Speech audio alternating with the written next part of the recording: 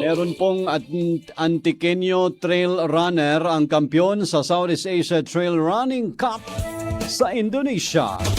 Katropa natin sa balita, Tessa May Mariano na XFM Antique. Live report. Muling nagbigay ng karangalan sa Pilipinas ang Antiqueño Trail Runner na si John Ray Stingray Onifa matapos masungkit ang gintong medalya sa 75K Long Trail category ng Southeast Asia Trail Running Cup na ginanap sa Cianjur, West Java, Indonesia. Tinapos ni Onifa ang karera sa impresibong oras na 9 hours, 51 minutes and 22 seconds dahilan upang masungkit niya ang kampyonato at muling maitaas ang bandera ng Pilipinas sa prestihiyosong international na kompetisyon. Si Onifa ay tubong hamtik-antike. Kilala siya bilang isa sa mga pinakamahusay na trail runners ng bansa at patuloy na nagbibigay ng inspirasyon sa mga Pilipinong atleta sa pamamagitan ng kanyang dedikasyon at mga natatamong tagumpay sa loob at labas ng Pilipinas.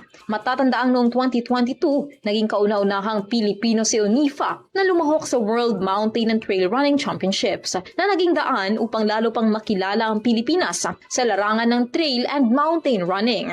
Sa panibagong tagumpay na ito sa Indonesia, muling pinatunayan ni Onifa ang husay, dedikasyon at tibay ng atletang Pilipino sa larangan ng trail running. Habang patuloy niyang dinadala ang karangalan, hindi lamang sa lalawigan ng Antique, kundi sa buong bansa.